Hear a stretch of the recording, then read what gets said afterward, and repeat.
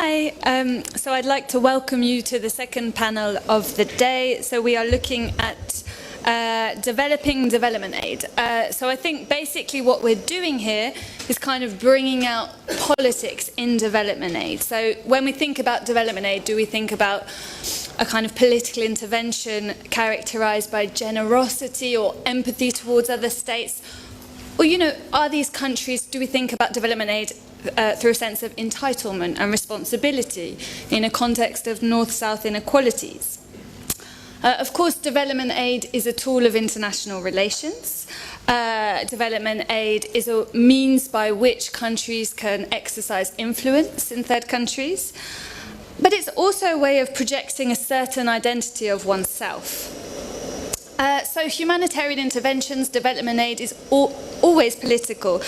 Whether we're speaking about Chinese interventions in Africa, which I think some of our speakers are going to briefly discuss, or whether we're speaking about EU interventions. For instance, in the current context, we can see that development aid is increasingly characterized in the EU by a desire to contain migrants in the global south.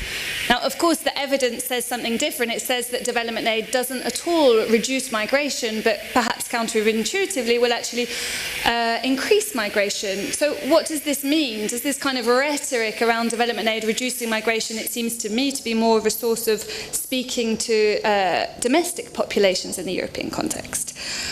So basically today we've got a group of 3 speakers giving different approaches focusing on Japan, European Union and Poland to look at this question on how can we reconcile political and self-interest with democratic and humanitarian values in the field of development aid. So to kick off, I would like to invite Akira Jingushi, a fellow at NIDS, to say a few words on these matters. Thank you very much for kind of introduction, and thank you very much, Piotr and the ECFR for inviting me to this important conference. Well, today I would like to talk about why Africa is important from the perspective of preserving the elements of multilateral rule-based order. And I also talk about why Japan and Europe should cooperate in the continent and how they should cooperate. And I also touch upon briefly about the China's rise in Africa and how Japan and Europe should deal with this important phenomenon in the 21st century. So first of all, why Africa is important for preserving the liberal international order? First of all, of course, you know, population of Africa will grow rapidly in the next few decades. Of course, it will reach 4.4 billion by 2050, and more importantly, in 2017, 60% of the populations are under 25, and they will become a huge, important labor force, or maybe they create a huge market in the next few decades. And of course, another aspect is that Africa is a home of more than 50 countries, and it is quite important, especially in international organizations where each sovereign state have equal voting power. And of course, neglecting the African voices or African perceptions is not sustainable, or is not possible if Japan and Europe wants to preserve or reform the liberal international order. And of course, the cost of neglecting the African voices were severely felt by the Japanese government when, in 2005, Japan failed to hear African voices, and as a result, Japan could not achieve the Security Council reform. So since then, Japan is trying to hear the voices, or they are paying more attention to the African perceptions and African voices. And another important another important reason why Japan and Europe should engage in Africa is that many African countries are at a turning point. So there are some mixture of hopes and concerns in the continent. There are hopes. For example, since 2015, certain African countries are experiencing the change of government through democratic elections. And opposition parties are winning, increasingly winning the democratic elections. And this is quite important because historically, the incumbent government has been quite strong in African elections because they can use whatever resources they have to win the elections. So that kind of trend is changing in recent years. And because in some other countries, for example, in Ethiopia, the leadership change in last year brought about the end of conflict with a neighboring country, Eritrea, and the new leader, Abiy Ahmed, is attempting many initiatives of political and economic reform. So many democratic or maybe democratizing countries in Africa is much more democratizing in recent years.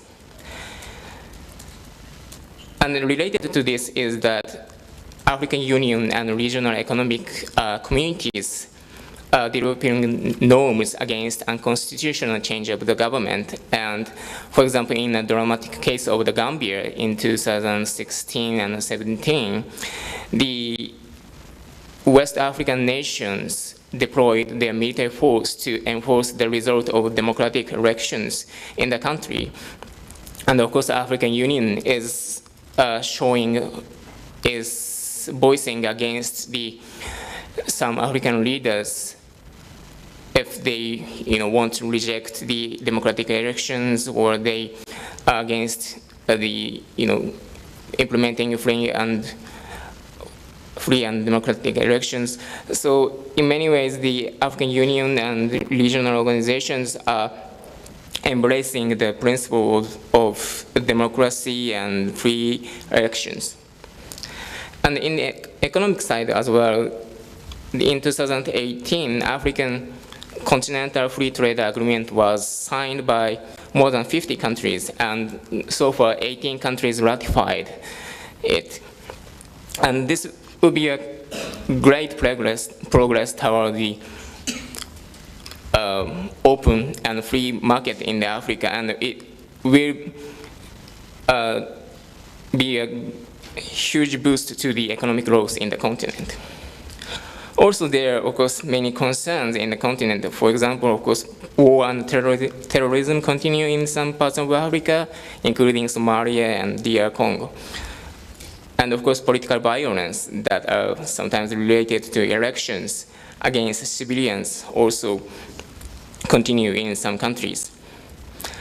And while I said that some democratic countries, some African democratic countries are much more democratizing, at the same time, authoritarian countries still remain, and they continue or they worsen their authoritarian measures or repressive measures against civilians.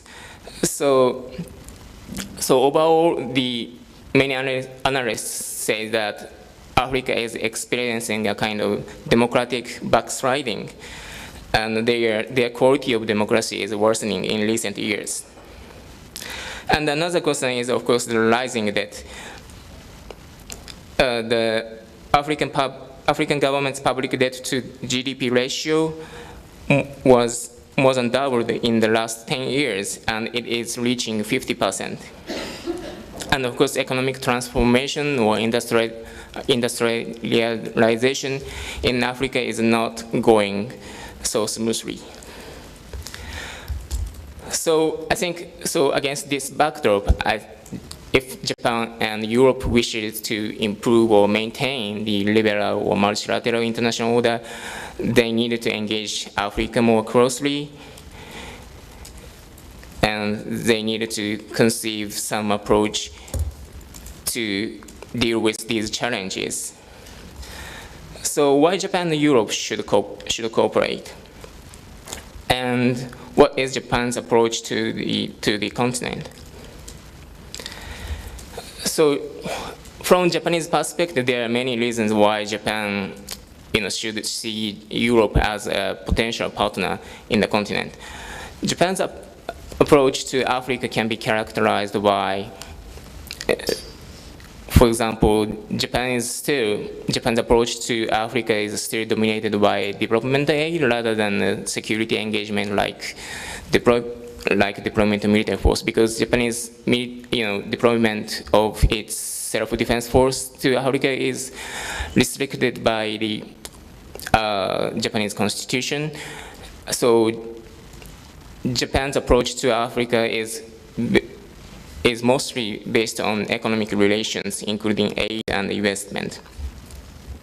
And I think that Europe also is taking a similar approach. Because their approach is mostly based on economic engagement, and this is maybe contrast with the U.S. approach, which tended to be militarizing in the last decade or so. So if Japan wants to seek a partnership with other countries in the continent, probably Europe could be a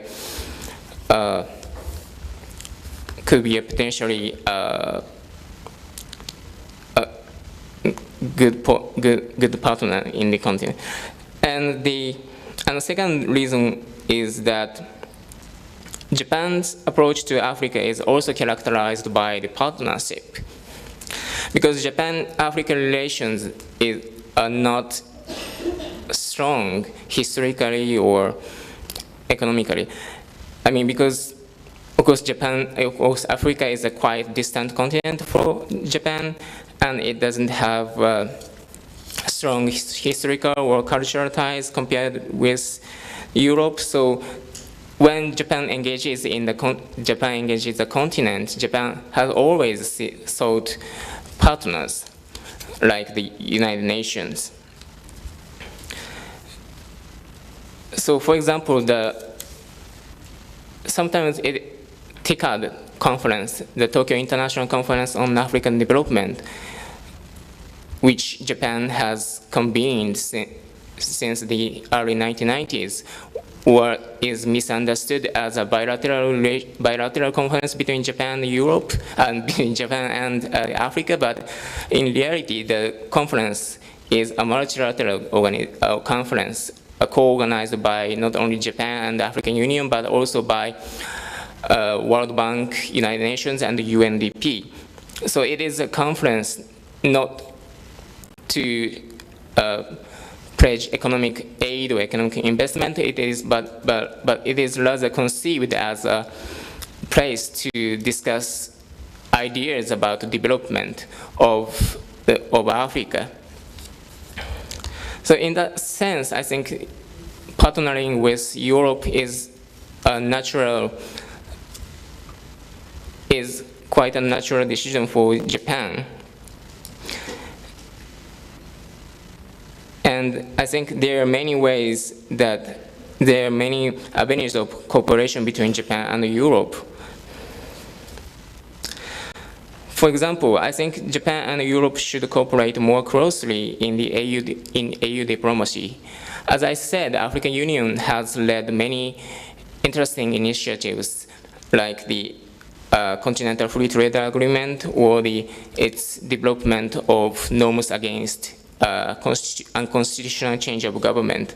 So the African Union has been a leading organization of promoting liberal or democratic principles and ideas. So Japan and Europe should encourage more the AU to develop more interesting initiatives for developmental stability of the continent.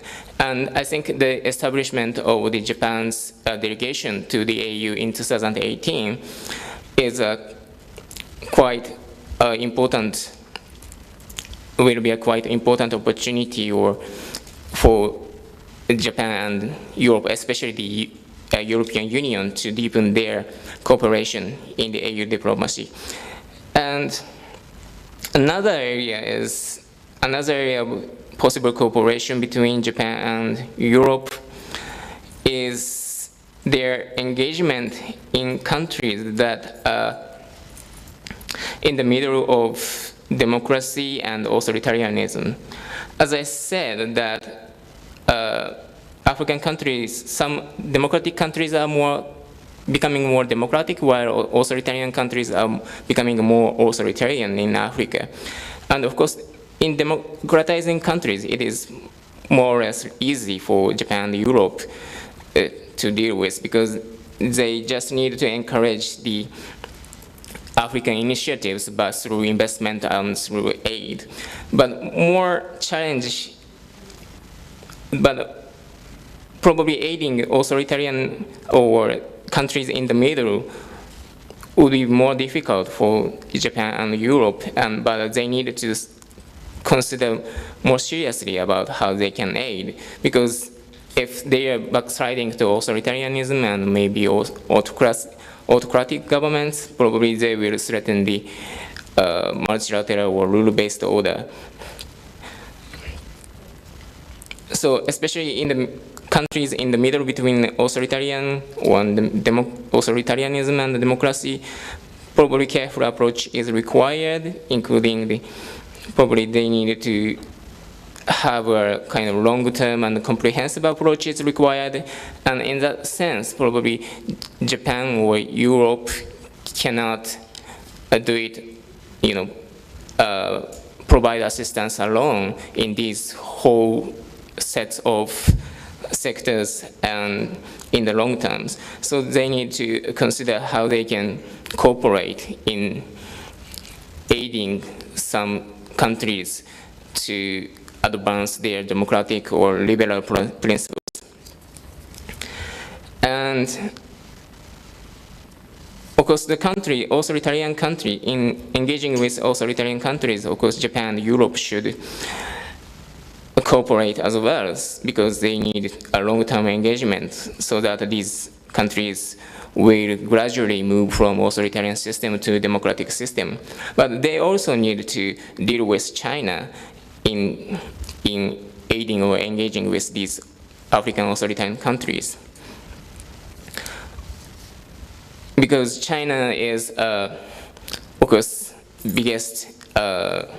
is one of the biggest donor of these authoritarian countries, and because of the China's aid, authoritarian countries continue their repressive means of governance. So, but I think that Japan and Europe should not see China as a kind of rival or that something that they needed to defeat in the continent, because of course China have done very positive, China have contributed very positively in some African countries through large investment and trade. So,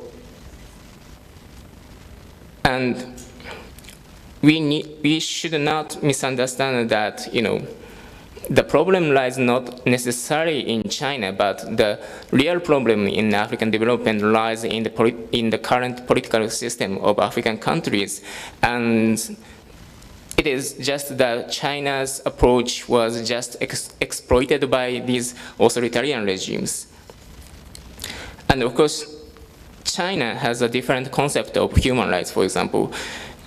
China, for example, prioritizes right to food or clothes or other materials over political freedoms or freedom of expression.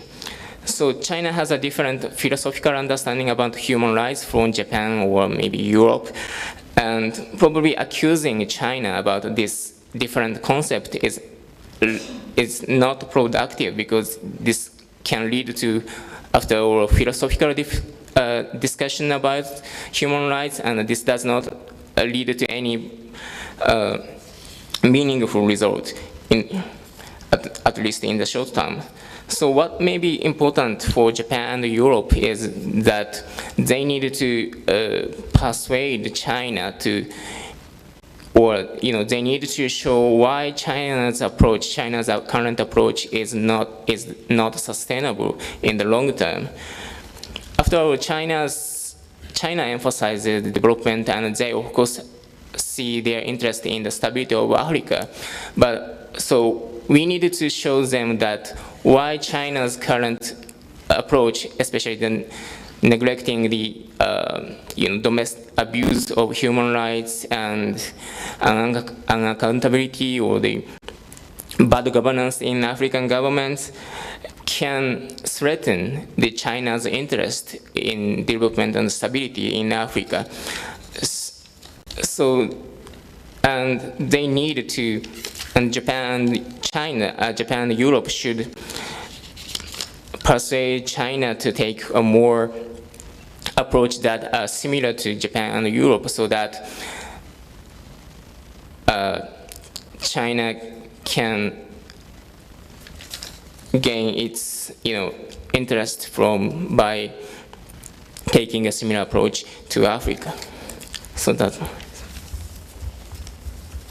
Thank you very much. It's very interesting. So now to turn towards a more European perspective, we have Anita Kappeli, who is Director of Policy Outreach Europe at the Center for Global Development. Thank you. Thank you.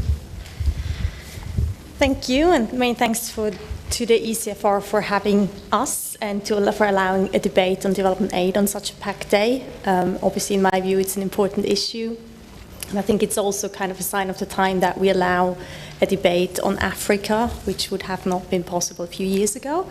So I think that's really a good sign. In the next few minutes, I'd like to focus mainly on the question on how we can reconcile the national self-interest that we have with foreign policy with a coherent aid approach that also benefits donor countries.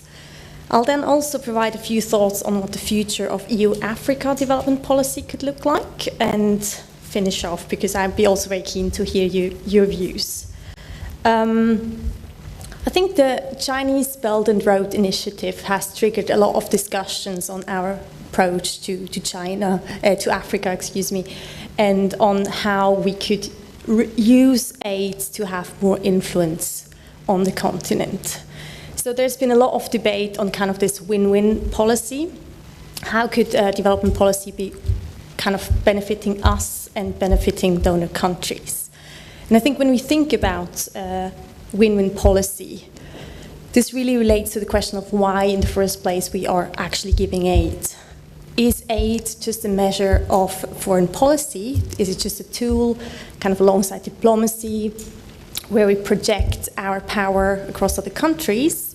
Or is aid really in interest of kind of supporting the poorest people, kind of no matter where they are, if they're in countries of a strategic interest or not? And as always, I think the reality or the truth is in between. But I think when we talk about win-win and how, for instance, the EU could use more of the approach of a more coherent aid policy that also benefits Europe, I think it's really important to be clear on what win-win means and how we can best design this win-win approach. I think there's three ways of designing an aid policy to be so-called win-win. The first one is a very long-term perspective. So I think it's in our all interest that countries which are a bit poorer than ours grow more prosperous, more well-governed and safer in the long term. This obviously, as we also heard in the trade debate earlier, it will lead to more investment opportunities for our countries. It will lead to more trade opportunities. It will also lead to less negative spillovers from, for instance, insecurity in the neighborhood. So in the long term, there's the win-win policy that beneficial policies to developing countries will also benefit us. This approach to development aid is not zero-sum, because all we contribute by, for instance, helping to build up tax authorities in developing countries so they can increase the domestic resources will in the long term benefit us. This is kind of probably the favorite approach to development aid in the development community, but it's less popular with policymakers because obviously the results of these policies you can only see long term. The second win-win policy on development policy is investment into global public goods. I think you all know what this is, especially when we talk about climate change. Investment in climate change mitigation, for instance, will benefit our countries, be it Japan, Poland, other European countries, as well as developing countries. So it's quite straightforward that these policies are straightforward, win-win policies. We can also talk about the protection of ocean, but for instance also financial stability as global public goods, or disease control. I think that's something we strongly felt and realized during the Ebola crisis, that supporting developing countries in building up their capacities is a good thing because it does benefit us directly. Global public goods could also include multilateral institutions such as the WHO. The third win-win development policy is probably the one that most people think of spontaneously when we talk about win-win. And in my perspective, it's the one I'm most critical about. It's also the most contested. And linking back to the first session of today, it is often a small group of people that hijack the debate on development policy. So what is it? It is kind of the more traditional involvement of small groups, be it national companies or institutions in the provision of aid. So the oldest example of that is food aid, where, for instance, you have national companies producing food and countries then sign up to redistribute the food produced in country A to country B. Obviously, the food industry has a huge interest into maintaining the status quo. However, we can also talk about, for instance, contracts with drug companies, with pharmaceutical companies to buy, for instance, drugs and contraception to provide to developing countries. We can also talk about R&D contracts that are assigned to local universities to support developing countries, for instance, on advancing food security. All these measures have one thing in common, and that's that a small group of people within one of our countries has a huge financial interest in keeping the aid as it is, because for them it's win-win. However, and I think this is something we have to be really clear about, these measures undermine the effectiveness of aid and also decrease the value for money. That means we can't reach as many people as we wish with the aid, for instance, provided through local companies, because it's not necessarily the most efficient way of doing it.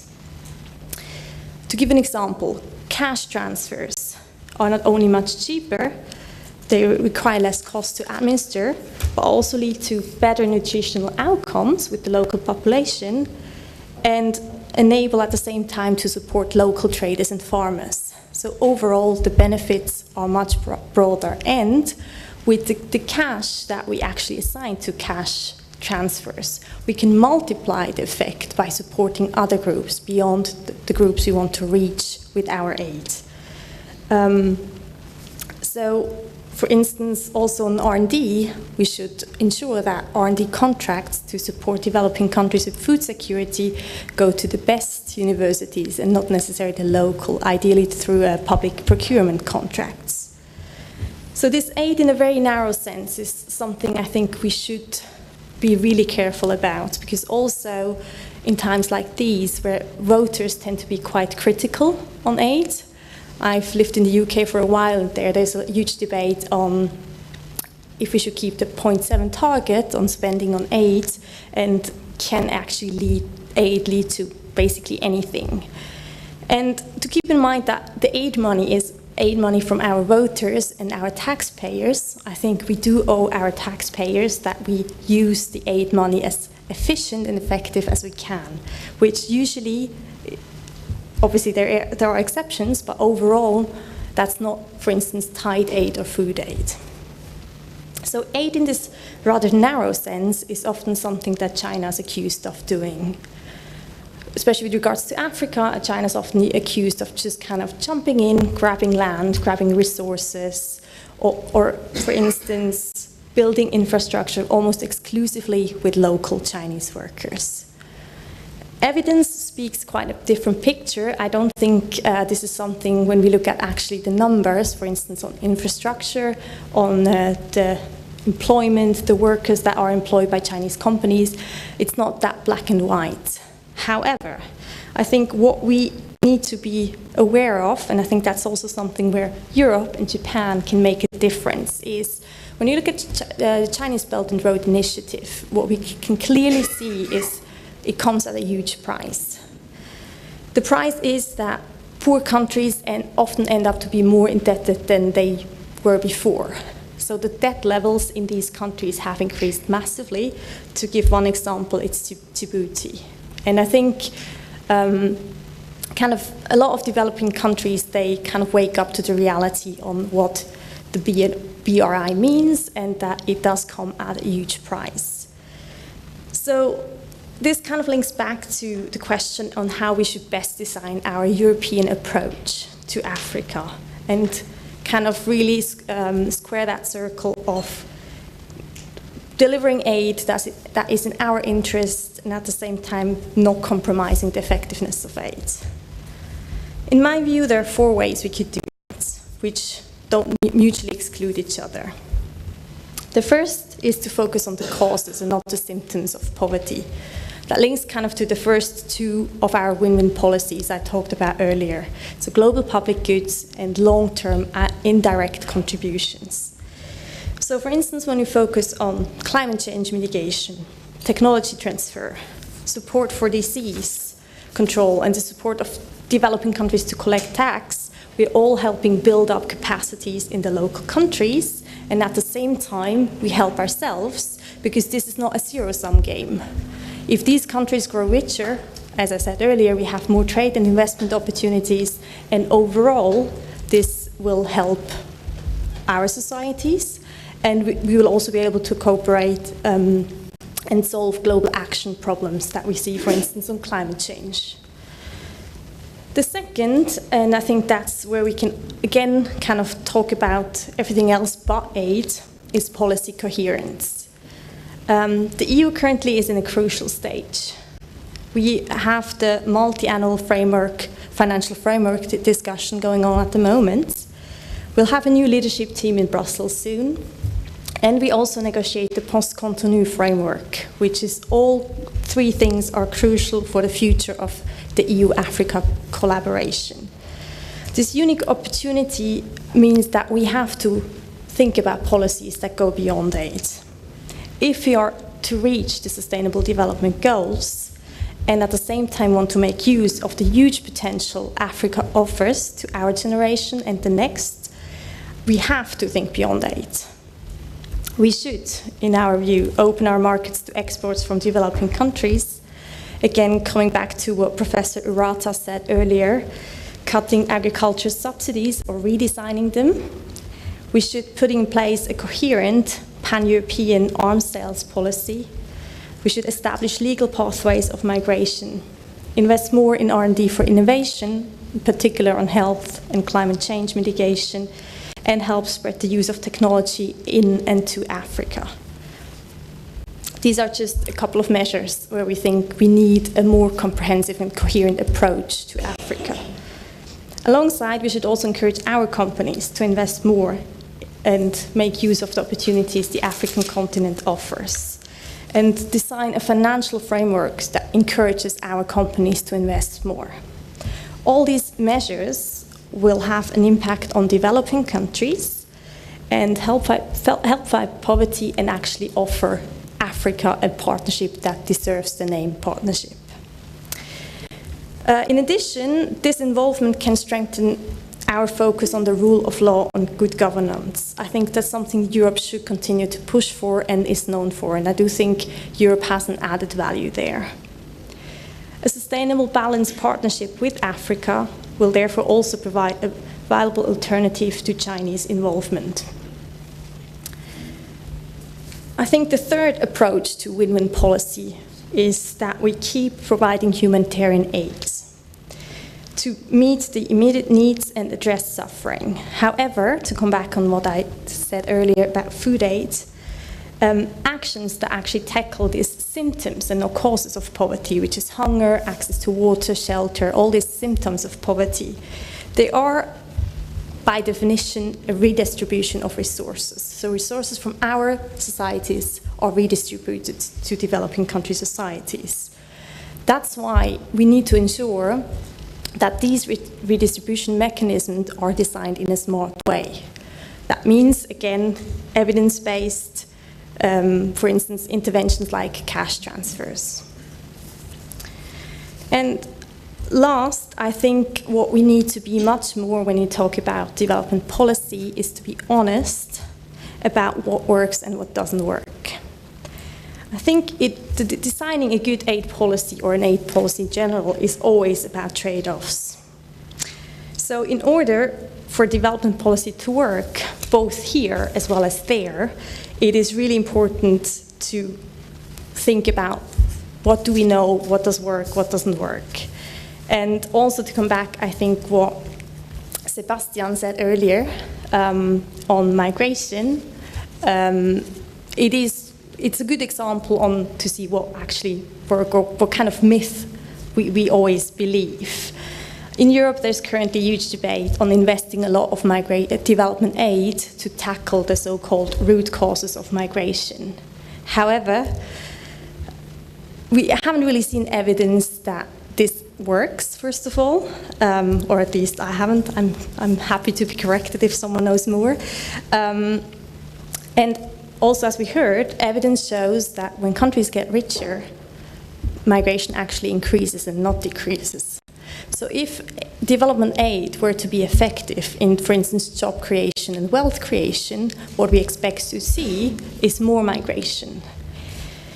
So I think that's really an area we have to be more honest to our constituents and to our voters and really admit what works and what doesn't work, instead of just investing their kind of taxpayers' money on something that we kind of know from evidence that it won't work in the long term. I know this is not very popular at the moment, looking at political realities, but again, I think this is quite short-sighted because I also think voters aren't stupid, so in the long term, it won't benefit us and it won't benefit developing countries. So therefore, as I said, if we give aid and do anything beyond aid, I think we owe it to our constituents to really maximize its impact. Thank you. Thank you very much. I think we all find that very useful, notably in terms of deconstructing this win-win narrative, but also in providing concrete ways forward to think about more effective aid. Lastly, I would like to give the floor to Joanna Stachyra, who will speak a little bit more about the Polish perspective, Deputy Director from the Department of Development Cooperation at the Ministry of Foreign Affairs of Poland. Thank you. Thank you very much. Well, I am very happy to be here and to have this possibility of sharing some of our experiences at the Ministry of Foreign Affairs in the field of development cooperation. I have to say that working together with Africa and the development cooperation addressed to our African partners is a smaller part of Poland's development cooperation, obviously because of various reasons, be them political, social, historical. The biggest part of these activities are concentrated in the Eastern Partnership countries. It's also because, generally speaking, Poland's relations with African countries are not really very strong. We would like them to become stronger. We would like also to do it through development cooperation as part of Poland's foreign policy, which has to be coherent with other aspects of these policies, like economic cooperation, political relations. But of course, we have to take into account the weaknesses of Poland's presence in Africa, for example, relating to the fact that we don't have many embassies. We only have 7 embassies in sub-Saharan Africa, which of course may give you the picture of how our colleagues there are overloaded with work. these embassies are rather small. When you speak about the finances, Poland's development cooperation is not as satisfactory in numbers as we would like it to be. This is why the biggest part of our development aid, development cooperation is transferred via multilateral channels, which has advantages and disadvantages. Of course, the advantage is that because of this way of working, we can be present in places where Poland is not present bilaterally and probably will not be there for the few years to come. On the other hand, of course, when we treat development cooperation as part of creating Poland as a strong partner for countries in Africa or in other parts of the world, we just lack the visibility, which for us as the Minister of Foreign Affairs, of course, is a problem because it's very important for us to create the stronger position of Poland in bilateral relations with our partner countries. But it is a very good moment now for the Minister of Foreign Affairs and for Poland's development cooperation because, let me say a few words about the legal framework of the ODA. There is the Development Cooperation Act of 2011, which is the main document regulating Poland's development cooperation. But on the basis of this act, we are preparing multi-annual development cooperation programs. And the current one will remain in force until 2020. So now we are starting working on the new document, and it gives us a chance, a possibility of reinventing Poland's development cooperation, of taking into account new international documents which were adopted in the last years. Like, of course, first of all, we have to prepare it in a coherent way with the SDGs, but we also have to think about the European consensus, which was adopted in 2017. Recently, we had also a very interesting discussion with our colleagues from the OECD about the megatrends in development cooperation. And some of these issues which were raised, maybe they should be obvious, but for me, for example, they were quite new, and I think they are very important to take into account. Like, for example, when we speak about migration, we think about migration from Africa to Europe. But the biggest problem of migration is the migration within Africa, the migration of people from villages to cities, and the creation of megacities, which don't provide basic services. So, for example, this is a big issue. Until now, we were concentrating on activities via, of course, our NGOs, on activities in, for example, rural areas. But it seems that this is not the main problem that should be tackled now. For example, when we speak about climate change, it was already mentioned that climate change is something that is important globally for all of us. It influences not only African countries, but it influences also Europe very strongly. So this should be probably one of the main fields of activities. We also have to rethink the tools that we are using, because the tools we have, they were very good maybe 10 years ago when we were preparing the current multi-annual program of cooperation. The biggest part of our bilateral aid goes through calls for proposals for the NGOs, which of course is a good thing because the NGOs are there on the ground, they know the realities, they can provide assistance to people who are really in need of it.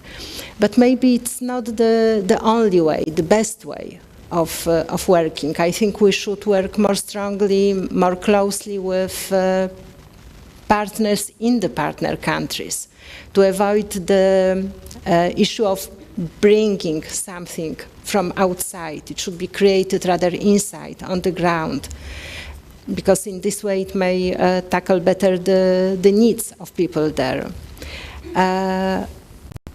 Of course, we have also other ways of cooperation. We have our embassies who do their projects, but it's if we don't have more embassies, it will of course not change. So we have to think about other tools.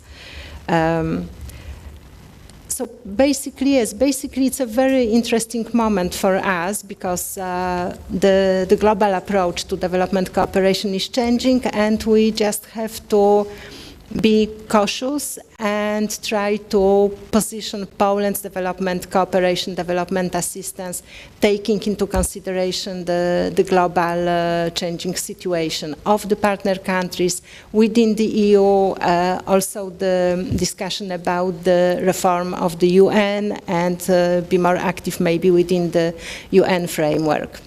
So I will be very happy to answer any questions or hear your voices on this. Thank you very much. Thank you very much. I think it would be good to take maybe 3 or 4 questions and then we'll return to the speakers. So. Oh, sorry. Thank you very much for the interesting contributions. I would have one remark or question to Anita. I mean, I share most of what you said on development aid and how to group them and what the goals are. But I still would like to challenge the notion that fast-growing countries, or not fast-growing countries, richer countries necessarily have more migration. And I was wondering, I mean, I'm not an expert on that literature, whether you can elaborate on that, because my reading on the literature was, I know that there is this strand which is saying that, but there are enough anecdotal evidence that this doesn't have to be the case.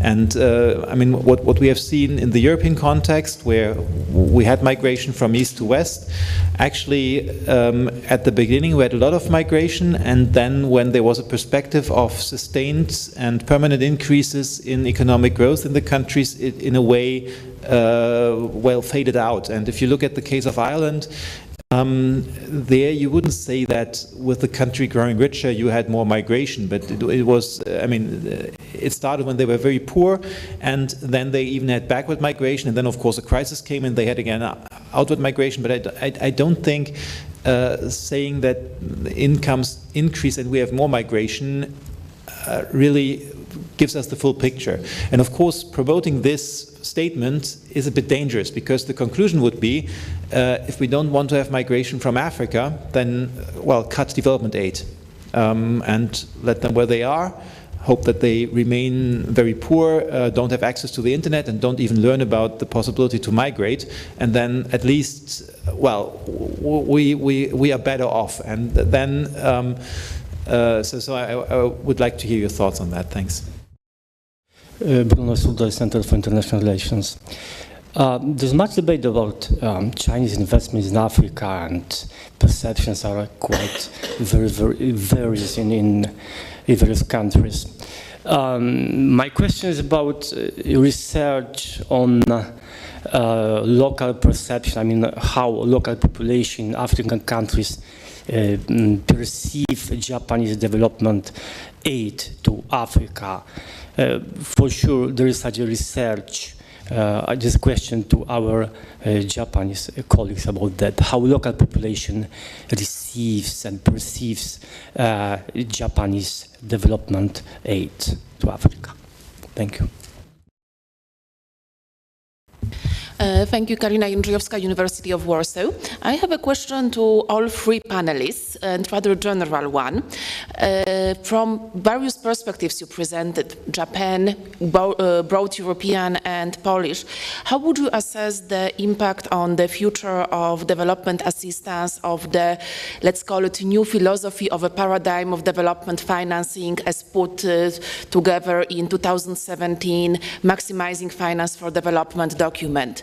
Do you think that move towards more involvement of the private sector is a correct move, especially in the perspective of broadening and including in development assistance more closely humanitarian issues and migration, which we're discussing?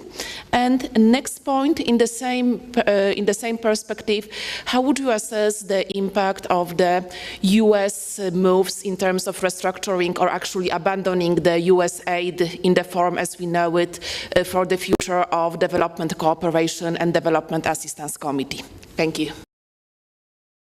I have one point to make and one question, I suppose. The point is really, I was quite puzzled by the first two interventions, which kept talking about aid and aid and aid. And I'm thinking, has not the world moved on? Aren't we doing, economic cooperation, development cooperation these days? And this is especially when we start talking also about China, an important point to make, because China does not do aid. Let's be clear, you said Chinese investments. Yes, that's what they are doing. And when we say Chinese aid, it suggests that they would be doing similar things as what we have been doing in Europe, which is mostly grants. And that's not the case. It's not even the case for Japan. Japan is also mostly about loans and technical assistance. So we have two very different mindsets in doing development cooperation or international or economic cooperation. I think we have to recognize that for the purpose of having really a good discussion and a good understanding of the positives and also some of the challenges that come with China as a growing player in this field. It's not a donor, it's a player in this field. So that's the point I would like to make, and the puzzle that I'm left with hearing some interventions here now. I was very happily surprised or informed to hear from the lady of the Polish Ministry of Foreign Affairs that you are now really pointing to the need for a new mindset that is really responding to that new changed environment. I'm very happy to hear that. I would love to hear more about that and Poland's investments in how to deal with this. So my question would be, and to what extent would Poland still like to engage also with the sort of the old style of doing development aid, which is through NGOs and through grants, and to what extent is it really going to a new way of doing economic cooperation where you indeed also invite the private sector to a greater extent, and as you said, you engage the local communities more. That would require, of course, also more investments in that sort of in knowledge and in knowledge with the private sector, engagement with the private sector, which is definitely also, well, it's happening in the country where I'm from, in the Netherlands, but it's proven to be a very difficult path because we are not used to this kind of development cooperation. So the question then also to the other two speakers is the interesting thing of investing or trying to use development cooperation for global public goods to help ourselves and help the others, yes. But what I've heard Chinese counterparts say is, okay, you do all that and then we will do the hard infrastructure. And this is actually also what we are not liking or what I've not seen so, well, positive responses from. So how do we deal with that would be my question also. Thank you. I'd like to address 2 points. One is, of course, China.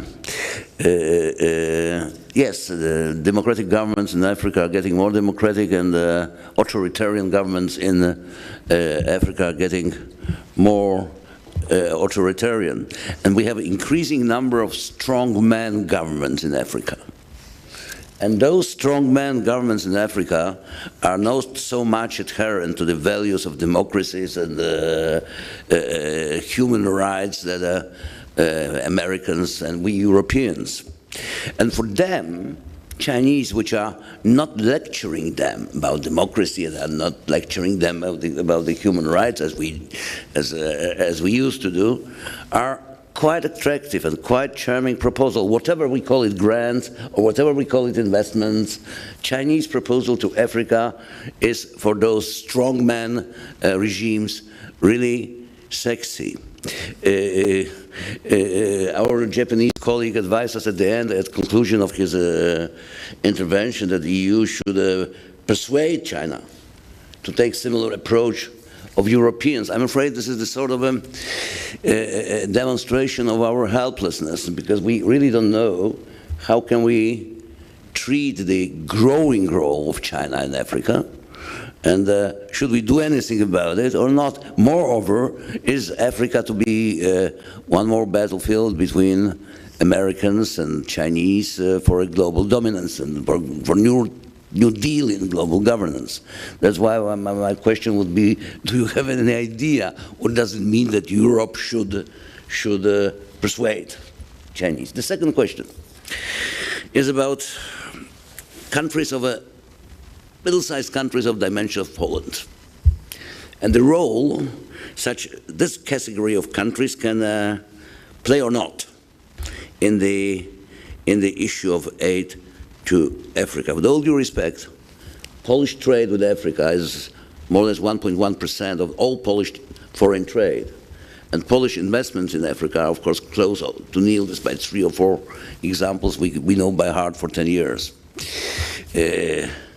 But I was listening with great attention to my Mr. Director Stachyra, said that actually my personal experience mostly with African help to Africa was connected to answer to my question, what we are doing in Africa, we are digging wells. Next year, what we are doing in Africa, we are digging wells. Yeah, I'm joking.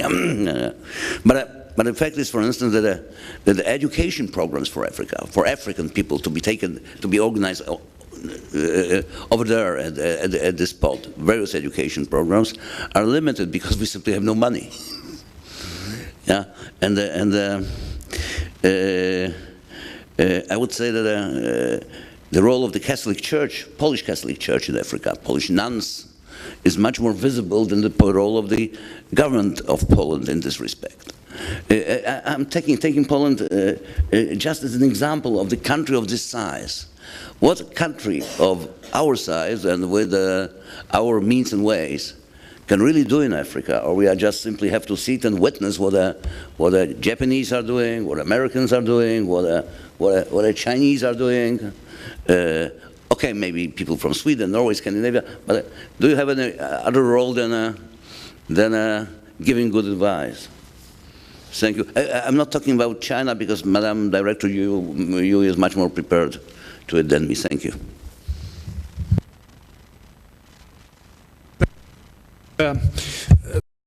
A question and perhaps a point to make as well. And the question is this to all 3 speakers, like how would you assess from your own personal, professional perspectives the quality and the effectiveness of coordination among donors, donor coordination, synergy among donors, both public and private donors? The question is rooted in personal experience. In the distant past, I was for a while responsible for the coordination and build-up of Poland's fledgling development cooperation. Then I was co-responsible for the programming and monitoring of pre-accession assistance of the EU to the Western Balkans and Turkey, was managing for a while aid delivery program for the northern part of Cyprus, and then going into retirement, I was involved for a number of years in our neighboring country, Ukraine, offering practical advice under one of the myriads of technical assistance programs. And everywhere, in each of these successive positions, I was seeing clearly the deficiencies and the very suboptimal nature and character of donor coordination. And one response to that is certainly when it comes to Africa, but not only to Africa, to look after the government-led donor coordination.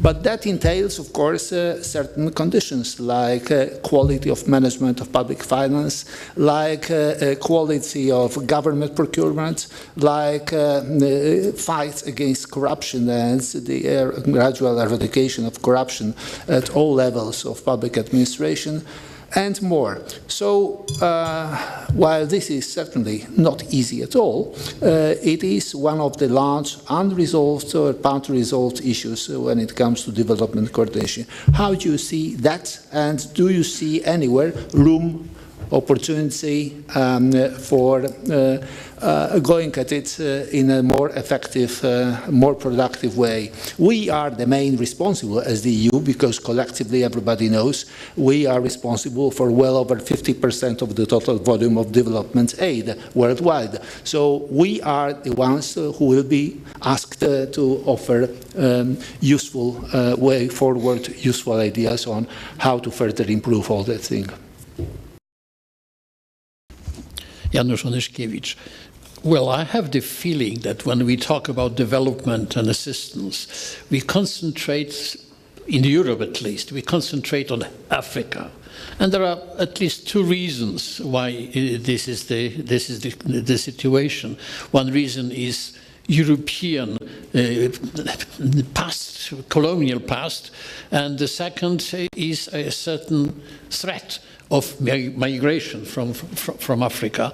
But there are other areas which also should be also in our radar screens, and they are not. And we mentioned already countries like Ukraine, but there are other countries as well. And what I really would like to mention is Central Asia. After all, it seems that we are simply not present there. And the question is why? If it is so, and this is my feeling that's the situation, is that because we do not have this kind of interest in developing our presence there, or is that the problem that, you know, in a situation when this area is an area of strong rivalry between China and Russia, we simply do not want to enter into this fray, and these countries obviously should be really good recipients of our assistance. Obviously, there are countries which have certain potentials, like Uzbekistan, like Kazakhstan, because of their hydrocarbon assets. Uzbekistan also could be quite, but there are other countries fairly poor, like Tajikistan, like Kyrgyzstan, and there is another country which is never mentioned, and that's Mongolia. So, you know, my question is, shouldn't we simply also give some attention to these countries, and if not, why? Thank you. Thank you. I think we'll stop with questions now because you've got a lot to get your teeth into. So if we continue with the same order as presentations, Mr. Jingushi, would you like to begin? Thank you for many questions. Probably I cannot answer every question, but so I want to focus some questions. First of all, about the local perceptions of Japanese aid to Africa. I think there is no kind of overall research on that aspect, but I think that local perception about Japanese aid is, of course, not bad, or maybe even compared to other partners like the US or maybe even the European countries, because, well, mainly because of the lack of historical, you know, connotations, or lack of maybe cultural ties between Africa and Japan contributed to that kind of perception. And of course, and sometimes, you know, JICA, Japanese Aid Implementation Agency, is called JICA, Japan International Cooperation Agency, is sometimes, you know, misunderstood as a Japan International Cooperation for Africa, and this actually reflects their perception that Japan is contributing their development, and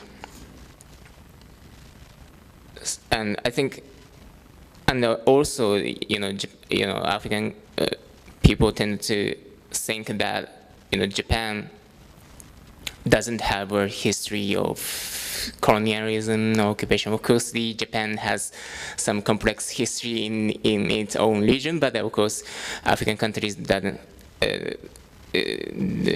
know that kind of histories, or of course, they understand that, you know, Japan as a non-European countries, the fact that Japan as a non-European country can develop so fast after especially the World War II is seen as a kind of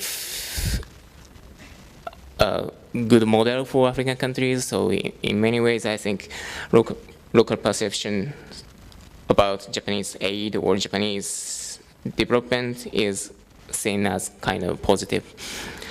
And when it comes to the how we can persuade China, well, I think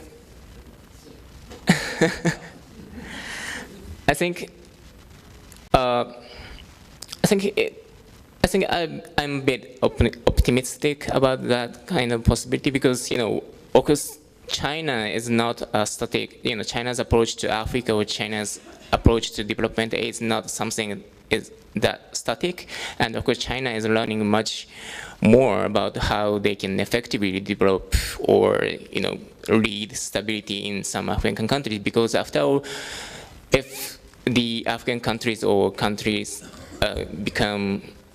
go into conflict again or becomes, or they misappropriate China's funds to their ruling parties, of course that actually, after all, threaten China's interest in the long term. So they have a room to adjust their approach to Africa.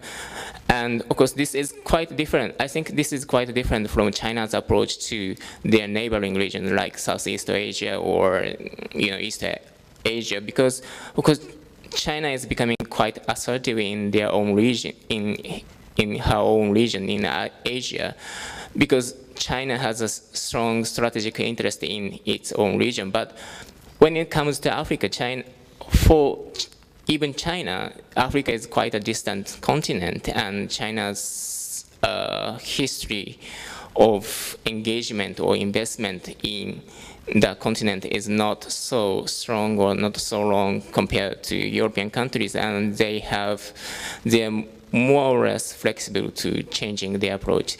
So I think, of course, persuasion may not be a correct word, but probably we need to show the evidence that China's approach is unsustainable and why China's current approach can threaten their interest in the future. Thank you. Well, thank you for a body of very interesting questions. I'll try my best to answer a few. First, to just clarify Sebastian's question. So in my remarks, I was talking about the EU-Africa context, but I'm happy to clarify that. So this is not taken in the wrong context. So the evidence shows that in developing countries which are stable, we have a curve that shows that when the GDP per capita income increases, migration increases up to a certain degree where it starts to decrease. So that my comments were never meant for Europe or for like Ireland. It just exclusively can be applied to Africa and certain developing countries. And as I said, this correlation doesn't apply in fragile or unstable contexts. So we can talk about like the donor darlings like Ghana, Senegal, etc., these kind of countries which are stable and where we can observe this correlation, which is quite strong. To the second part of Sebastian's question on, well, would that then mean that we should just stop development aid? Because, like, if we were cynics, then we would say, let's just stop development aid so countries don't develop and people don't migrate. Excellent point, and I think a lot of cynics would take the correlation we observe in reality and really draw that conclusion. Nevertheless, I think as a researcher, I think it's really, really important to put the facts on the table. And if these are the facts, then we need to have a conversation about why do we have a development policy and what do we want to achieve. And even if the facts are uncomfortable, we should really have the debate. On Ms. Okano, I hope I pronounce your name right, point on kind of should we not move beyond aid, absolutely agree.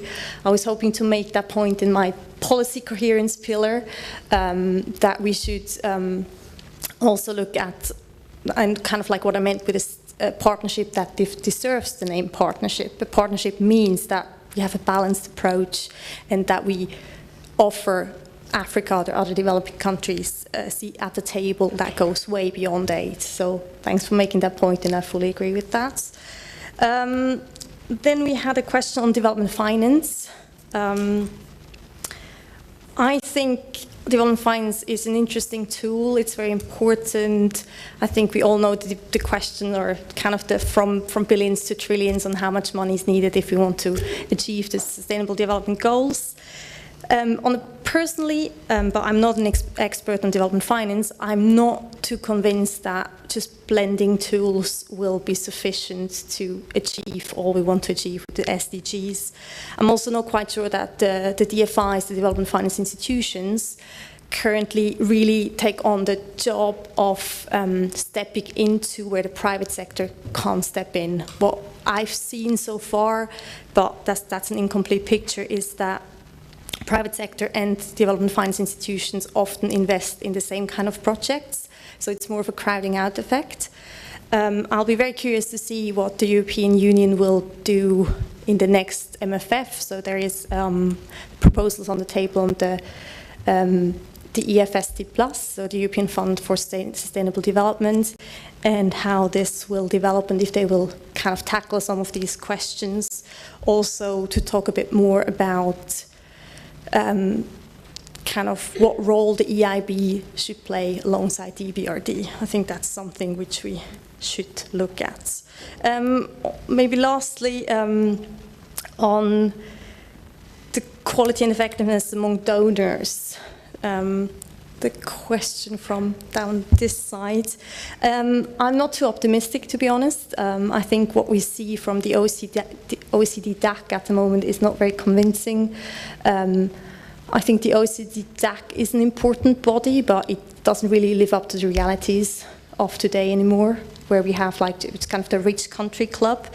And I don't know if you saw the current discussions on kind of what we can count as ODA and what we can't count as ODA. And it seems like even within the OECD DAC, there is a huge disagreement on kind of like finding the best way to count as much as possible as as ODI. So I think moving forwards, we should think about if we can create, or policymakers should think about a body where we can really be transparent about our efforts, a body that we can invite China to have a seat at the table, and to, I think transparency is especially needed in this sector.